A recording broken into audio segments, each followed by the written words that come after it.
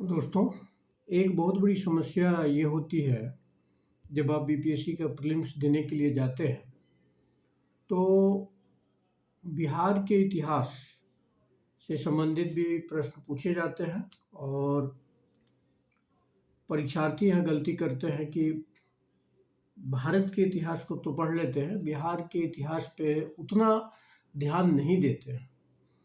तो इसको भी आप पढ़ के जाएँ, तो एक सुझाव आया था कि कुछ टॉपिक हम बता दें आपको बिहार के इतिहास से संबंधित जो एग्ज़ाम के पॉइंट ऑफ व्यू से ज़्यादा ज़रूरी होगा। तो सबसे पहले हम देखेंगे एंशिएंट, तो भारत का जो इतिहास है वही बिहार का इतिहास है। आप चाहे मगध पढ़ें, नंद पढ़ें, ठीक है, मौर्य पढ़ें, गुप्त पढ़ते ही हैं। तो मौर्य तक तो आप देखें, उधर आर्यक डायनेस्टी से लेकर के मौर्य तक जो बिहार का इतिहास है वही लगभग भारत का इतिहास है, तो वहाँ दिक्कत नहीं होती। उसके बाद हम आगे आते हैं, जैसे आपको पाल कालीन बिहार आपको पढ़ना है, एक प्रश्न यहाँ से रहेगा, तो इसको आप देख सकते हैं। पाल जरूर पढ़ें और थोड़ा डिटेल में पढ़ें। किसी भी बुक से पढ़ सकते हैं आपको, चाहे वो इम्तियाज अहमद की किताब हो, चाहे कोई दूसरी किताब हो, चाहे संजय सिंह की किताब हो, किसी भी किताब से पढ़ें, ठीक है। इसके अलावा मिथिला के कर्नाट शासक को आप पढ़ लें।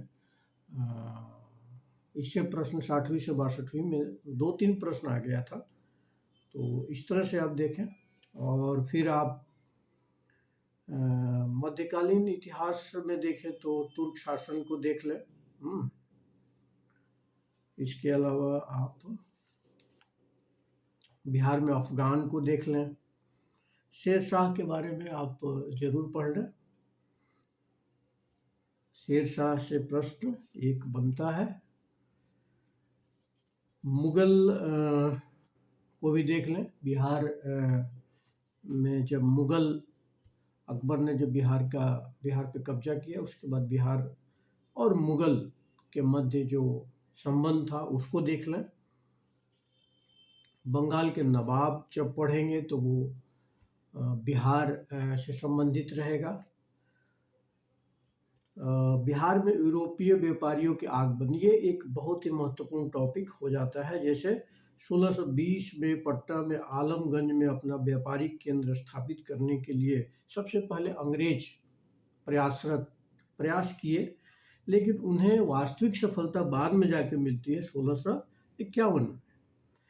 तो सबसे पहले डच फैक्ट्री की स्थापना हुई थी 1632, ये भी पीएससी में आ चुका है। तो इस तरह के फैक्ट जो है ना पूछा जाता है। तो बिहार में यूरोपियनों के आगमन, यानी आपको अंग्रेज, डच, फ्रेंच, तो उसके बारे में आप जरूर देख लें।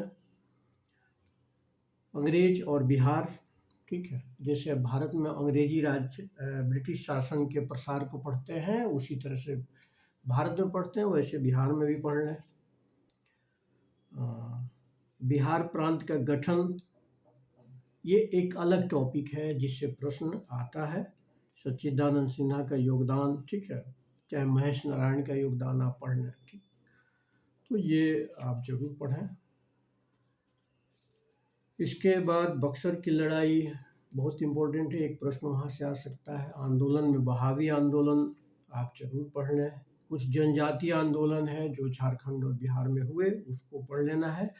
और ये बिहार के इतिहास से संबंधित है। संथाल विद्रोह पढ़ लें, मुंडा विद्रोह पढ़ें, मेंस में भी पढ़ते हैं, लेकिन इस वक्त 1857 की क्रांति से एक प्रश्न बिहार से आ सकता है, तो उसको आप देखें।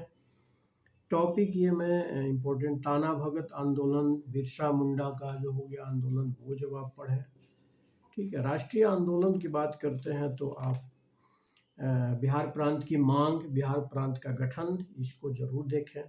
राष्ट्रवाद देखें तो बिहार में जो भी राष्ट्रवाद के लिए प्रयास हुए, ठीक है, आंदोलन चले, उसको आप जरूर देख लें। यानी क्रांतिकारी जो राष्ट्रवादी, जैसे सचिंद्रनाथ सुन्याल ने 1913 में पटना में अनुशीलन समिति की एक शाखा स्थापित की, ये प्रश्न आ चुका है। तो इस तरह के आप डिटेल किसी भी किताब से पढ़ लें। होम रूल लीग आंदोलन का बिहार में चंपारण सत्याग्रह प्रश्न पूछा जाता है। किसान आंदोलन जरूर पढ़ें, ठीक है। और असहयोग आंदोलन का बिहार में प्रभाव प्रसार, उसी तरह सविनय अवज्ञा आंदोलन भी पढ़ें, ठीक। साइमन कमीशन वगैरह पढ़ लें, स्वराज पार्टी पढ़ लें। किसान सभा, बिहार में किसान सभा जरूर पढ़ लें। देखिए बिहार के मतलब आधुनिक बिहार के इतिहास से ज़्यादा प्रश्न आता है, उसको आपको ज़्यादा। मजदूर आंदोलन को भी देख लें, बिहार सोशलिस्ट पार्टी, केवल मैं नाम लेते जा रहा हूँ और इसको आप देखें। फिर एक और इम्पोर्टेंट आपका टॉपिक है महिलाओं का योगदान, बिहार में महिलाओं का योगदान, यानी भारतीय राष्ट्रीय स्वतंत्रता संग्राम में महिलाओं का योगदान एक प्रश्न जरूर रहेगा। भारत छोड़ो आंदोलन से प्रश्न रहेगा। आज़ाद दस्ता जरूर पढ़ लें, ठीक है। तो ये कुछ टॉपिक थे जो बिहार के इतिहास में इम्पोर्टेंट टॉपिक है, जो आपके 17वीं बीपीएससी में पूछे जा सकते हैं। और ये टॉपिक जो है ना किसी भी किताब में मिल जाएगा, किसी भी ऑथेंटिक स्रोत से आप पढ़ सकते हैं। और साथ ही साथ जो है ना उसको बार बार एक दो बार रिवाइज करके जाए, जिससे कि एग्ज़ाम में कोई दिक्कत ना हो। चलिए बहुत बहुत धन्यवाद, आगे फिर हम लोग मिलेंगे।